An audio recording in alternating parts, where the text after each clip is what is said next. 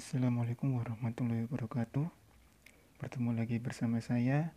Dalam video kali ini akan menjelaskan tentang DHCP server atau Dynamic Configuration Protocol Server.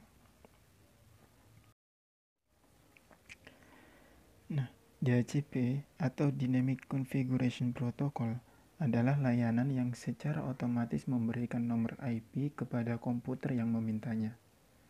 Komputer yang memberikan nomor IP disebut sebagai DHCP server, sedangkan komputer yang meminta nomor IP disebut sebagai DHCP client.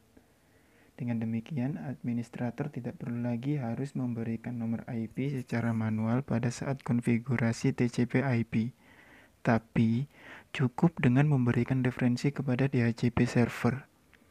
Pada saat kedua DHCP client dihidupkan, maka komputer tersebut melakukan request ke DHCP server untuk mendapatkan nomor IP. DHCP menjawab dengan memberikan nomor IP yang ada di database DHCP. Setelah DHCP server memberikan nomor IP, maka server meminjamkan nomor IP yang ada ke DHCP client dan mencoret nomor IP tersebut dari daftar pool. Dan nomor IP diberikan bersama dengan subnet mask dan default gateway. Jika tidak ada lagi nomor IP yang dapat diberikan, maka klien tidak dapat menginisialisasi TCP/IP. Dengan sendirinya tidak dapat tersambung pada jaringan tersebut. Setelah periode waktu tertentu, maka pemakaian DHCP klien tersebut dinyatakan selesai dan klien tidak memperbarui permintaan kembali. Maka nomor IP tersebut dikembalikan kepada DHCP server dan server dapat memberikan nomor IP tersebut kepada klien yang membutuhkan.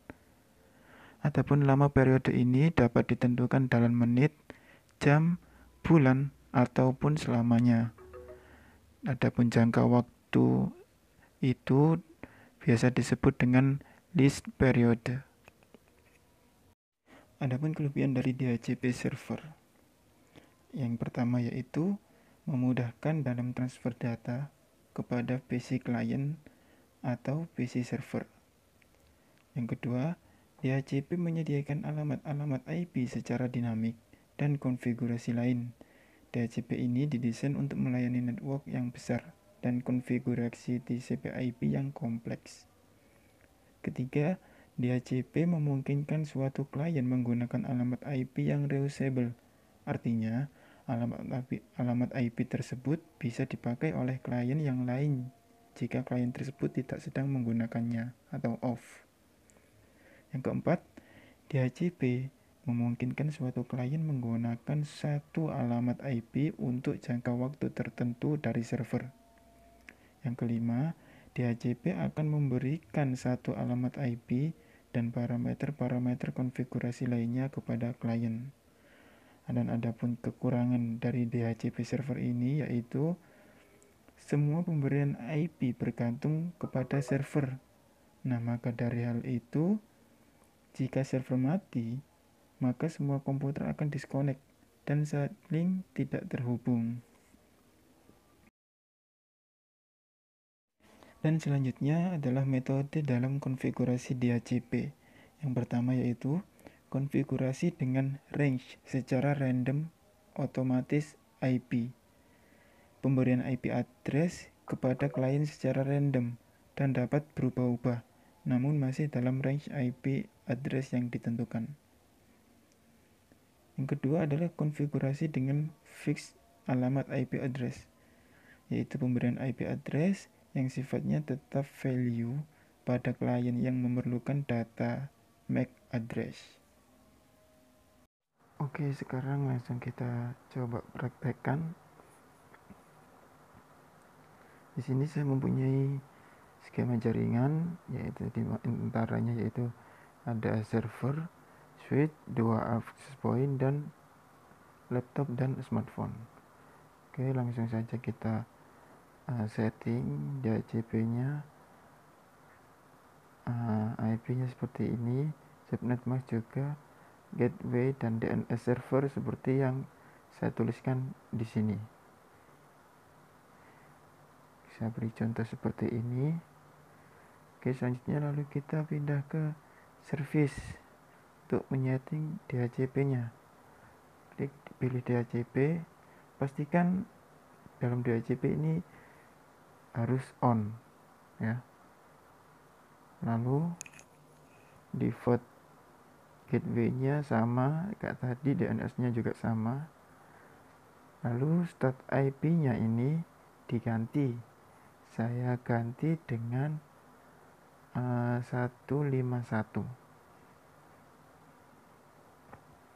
Lalu subnet mask-nya sama, yaitu 128 karena memakai /25. Oke, lalu kita save. Selanjutnya kita setting access point. Yang pertama dulu. Nah, access point 1 saya beri keamanan WPA2 dengan password 1 sampai 8 seperti ini, dan memakai jaringan ke1 seperti contoh sebelumnya, seperti praktek sebelumnya. Lalu untuk access point 2 saya beri SSID AP2, lalu memakai jaringan 6, tapi access point ini memakai tanpa password.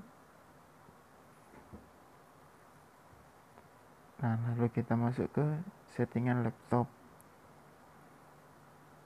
ke IP-nya. Nah, di IP address sebelumnya kita ganti terlebih dahulu untuk menyambungkan ke jaringan access point-nya dari laptop ke access point, maka perlu kita ganti terlebih dahulu.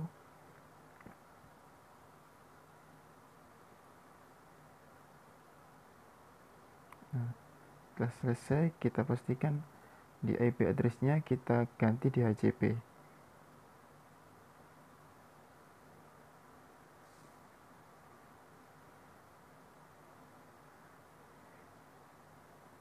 Dan akan mendapat, dari kita klik di DHCP akan mendapat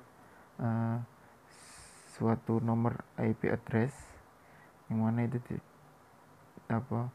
dapat digunakan untuk melakukan ping dan segala macam. Selanjutnya kita masuk ke config ya.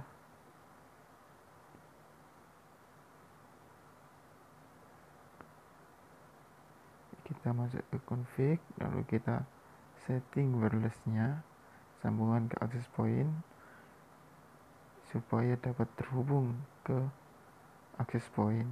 Kita samakan SSID-nya juga keamanannya, yaitu disable.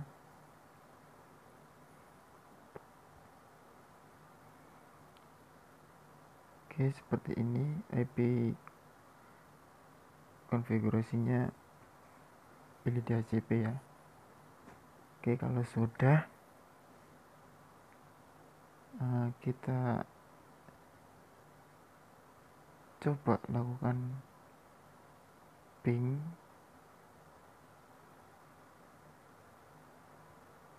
Kita coba lakukan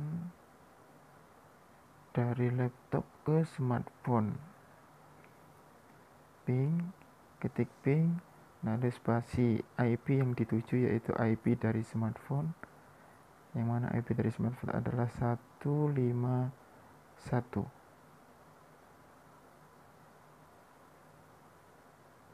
Nah, oke, berhasil. Oh, sepertinya laptop menyambung ke access point yang salah. Oke, saya cek terlebih dahulu.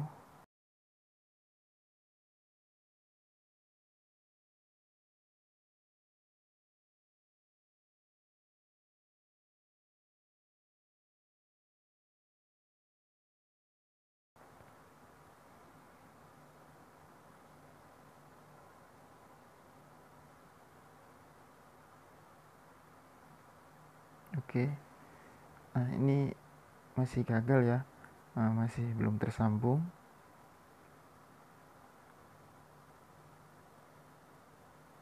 Oke, kita cek lagi apa yang masih salah.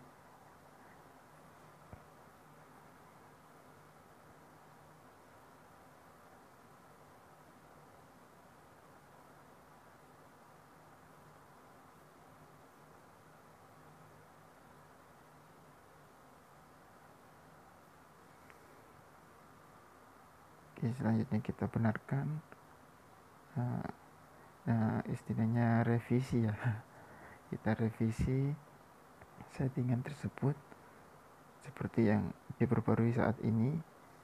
Nah, oke, sekarang sudah terhubung. Lalu kita coba lakukan ping lagi dari laptop ke smartphone. Oke, kita coba.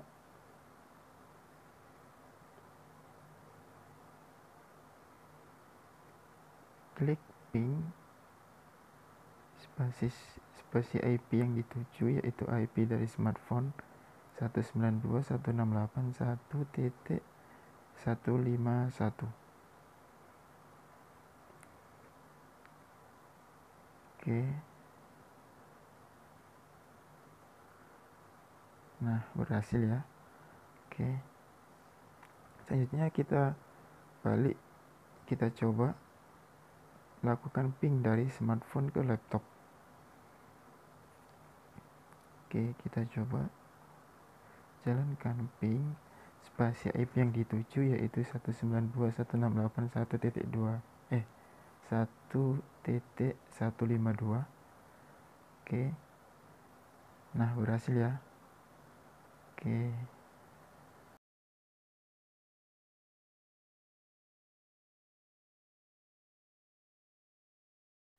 Nah, terima kasih telah menonton video saya. Mungkin ada kurang lebihnya, salah ucapan maupun salah tulisan, saya mohon maaf. Terima kasih. Wassalamualaikum warahmatullahi wabarakatuh.